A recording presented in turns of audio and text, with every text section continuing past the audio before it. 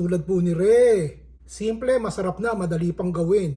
Kung ang karning baboy po at karning manok pinagsasama natin sa ating adobo, ganito rin po ang gagawin ko sa ulam natin ngayon pero hindi adobo.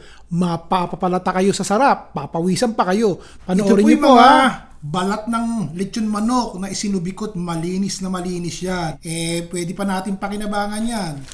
Ito naman po yung maninipis na hiwa ng pork chop. Hindi po makalat, ganito na lang ang gagawin natin. Ilagay po natin yung balat ng manok. Ganon din po yung baboy natin. Pagsamahin natin. Kalahating tasa po ng harina at 1/4 cup na cornstarch. Konting asin, paminta, konting-konting asukal lang.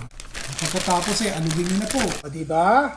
Nagamit din po natin ang balat ng manok. Kalahating kilong baboy po yun at saka parang kalahating kilo ng balat ng manok. Panguhin na po natin. Importante po, nalimutan ko sabihin sa inyo, kinakailangan tuyong-tuyo yung inyong balat ng manok para maging tostado katulad ni Re.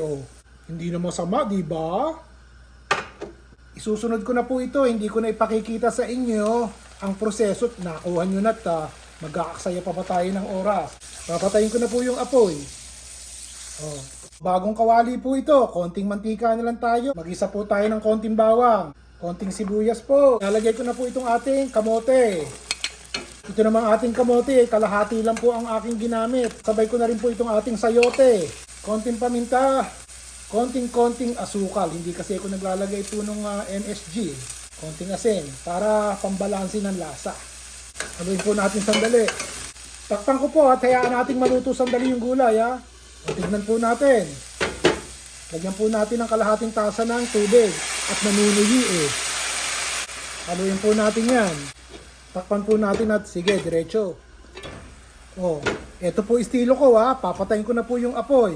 Yung kamote at saka po itong sayote hindi pa talaga malambot. Ganun po ang gusto kong kagat ba. Parang singkamas na hilaw, ganun o kaya pipino. Lagyan na po natin ng kinchay.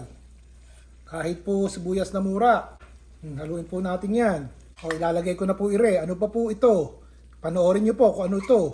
Itlog na maalat po. Dalawa gagamitin natin. Siyempre babalatan natin at tatanggalin natin yung puti.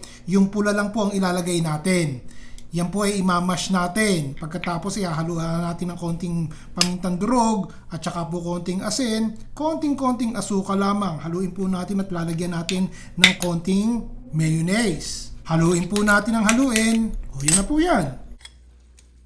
Ganun lamang. Kinakailangan po yung malamig-lamig at patay na yung apoy ng inyong kalan para hindi po mamuo yung ating mayonnaise. Kung kakain na kayo, isama na po natin tong ating mga chicharones. At saka po natin haluin.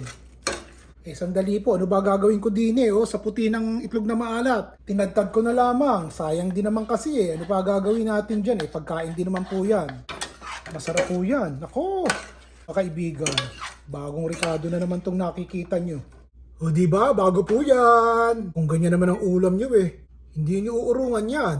Basta diskarte lang. At lahat ng natitirang Ricardo sa palamigan kayang magawa ng paraan. Katulad po ni Re. Simple, masarap na, madali pang gawin. Ang bango pa Pumarini na po kayo. Nagustuhan nyo po ba? Ayos po ba sa inyo? O bukas, gagalingan pa natin yung mga simpleng ulam lang at madaling lutuin at mura-mura ng konti. Basta masarap, may konting sabaw. Yun ang panalo.